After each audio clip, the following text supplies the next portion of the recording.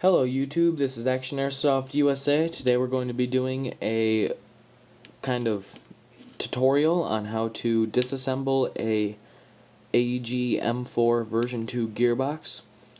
Today we're going to be using the VFC self-shimming gearbox. So, let's get started.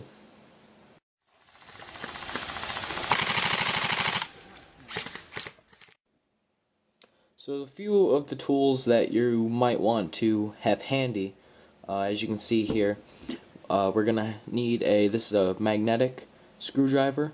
You might want to have something like this, where you can attach different bits. I have a flathead and a small fine point Phillips available here. Something handy also might be some magnets, strong magnets, and also you want to have a clean space to work on, and possibly some pliers. Also, you might want something to catch springs with or something. This is a homemade device that I made to actually do our first step. So our first step is going to be release the anti-reversal latch, because this will take this tension off from the spring. VFC gearboxes happen to have a very nice small little hole here that we can access it from. If not, you can try to access it from this hole, which I doubt you might be able to get through, but also through the bottom. So you're just gonna kind of stick something in there, pull it down, make sure that there's no tension on the gears. Next, you're going to want to flip the gearbox over and start unscrewing these screws. This one here just happens to be a Phillips, so we're going to do this very quickly.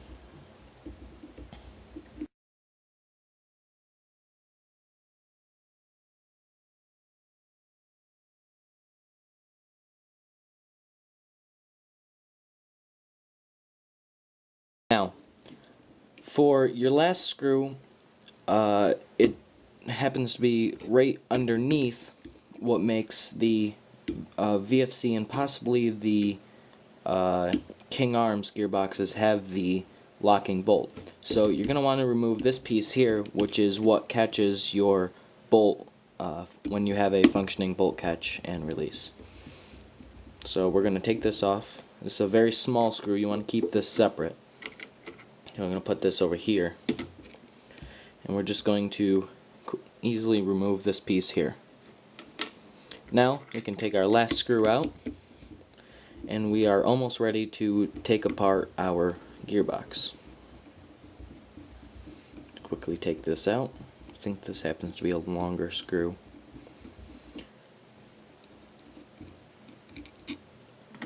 Now, something that is unique, I think, happens to be unique to this gearbox is a very small, if I can pick this up without it exploding on me, very small flathead screw right there.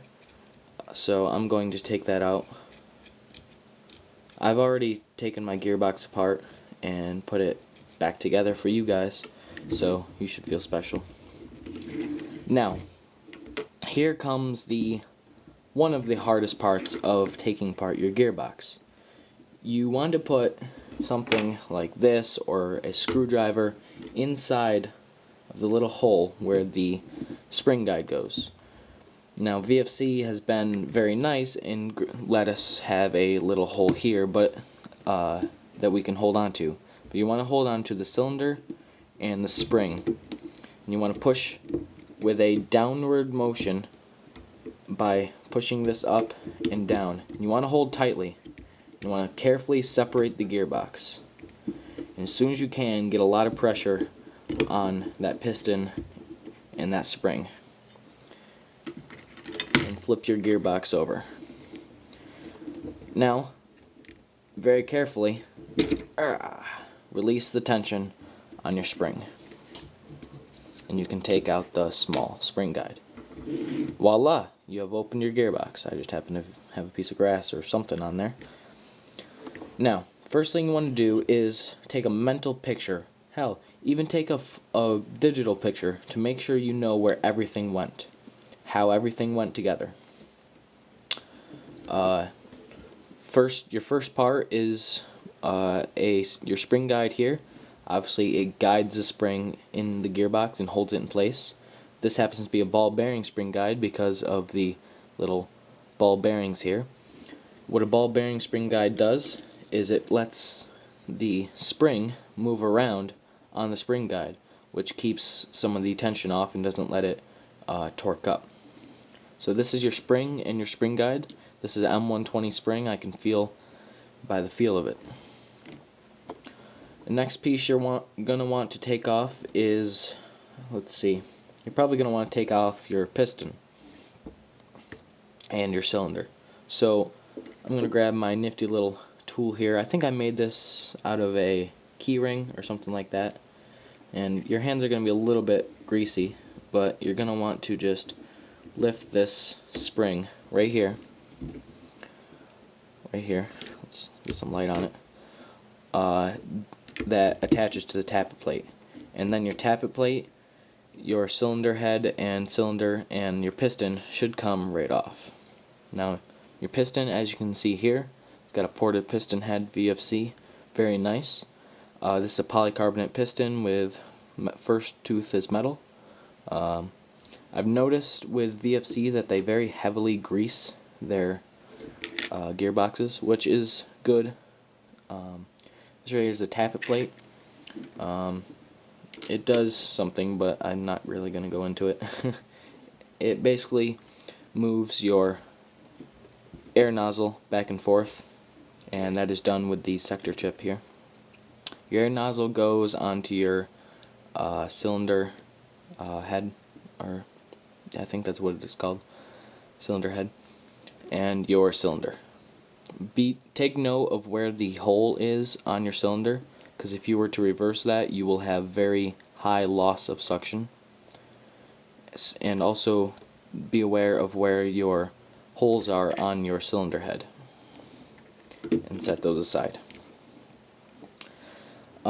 While you're doing this, again, be aware of where everything was when you took it apart, and also check for wear and tear.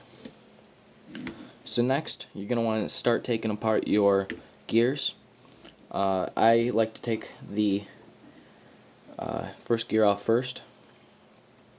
This is your bevel gear, and you want to make sure that your anti-reversal latch, which is this right here, is not flinging all over the place when you take your bevel gear off. Also, any shims that might be attached to your bushings, you want to make sure that they come off. Also check the top here to make sure there's no shims on there. Make sure that they go in the right place. Next, you have your sector gear. Make sure that all your shims go back on the right spot. This is your sector gear. Okay, pretty standard, version 2. Next, take out your anti-reversal latch. Again, be aware of how the spring goes in and which direction it goes in. Next, take your spur gear. Yep, your spur gear. And make sure all of the shims are on. Now, something unique, I think unique to VFC, is their self-shimming gears, which, as you can see here, there's a little spring. Be aware that sometimes this may wear out. So when you're taking your gearbox apart, especially your VFC gearbox, make sure that this is coming all the way back up to its resting position, because if not, you may be getting some wear on your gearbox when it spins, and you might have to replace either that spring, if you can get one, or the gear set completely. Now, before you start going into your electronics and your wiring harness, just take a look at your bushings, make sure they're all in place and there's no shims attached to them. Also, look around your gearbox to see if there's any wear. Mine have not been rubbing on anything, or my gears have not been rubbing on my gearbox, so I'm pretty much good.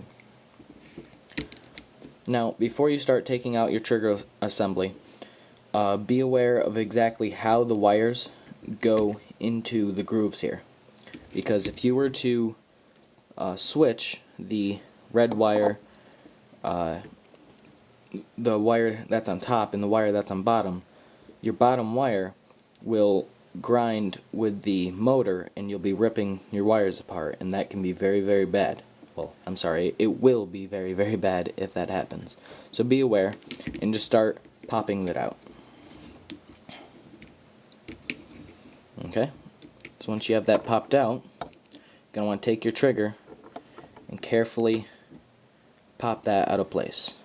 Be aware of how the spring goes. It goes on the bottom and it goes into a little groove like that. Be aware of how that goes because you'll need to put that in, otherwise your gearbox will not fire. Now this here is part of your safety mechanism. You will not need to really take that out unless you absolutely have to. There's a small screw here if you would like to take that out. Next, you're going to want to take your fine-toothed, where is it? Your fine-tooth screwdriver. Where the heck did it go?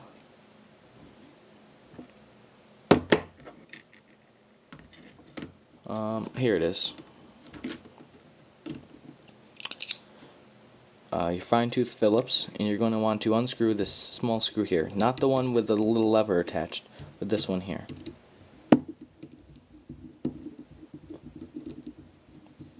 Be careful that you don't strip this. It's pretty important, and be aware that you don't lose it either.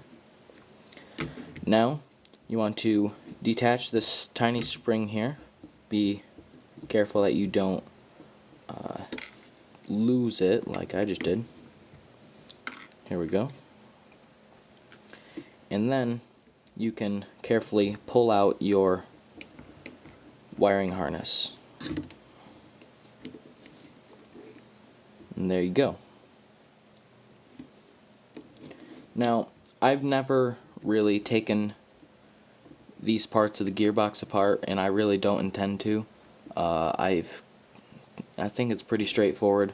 Unscrew this screw and it should pop out. This should pop out. But I wouldn't recommend unless you have to replace it. On VFC, this is a metal piece here, so that's very nice. But you really shouldn't have to replace that. It's a part that doesn't break very often. Now your gearbox is metal. At this time you should probably check to make sure there's no pieces, very small, fine pieces. If there is, you can find like a Q-tip. Grab a Q-tip out and just take off some of these pieces of stuff that shouldn't be in there. For whatever reason, I have some very small red pieces in there. Not quite sure what they are. Little red plastic pieces. Once you have that all done, you have your gearbox, what used to be a gearbox, all taken apart.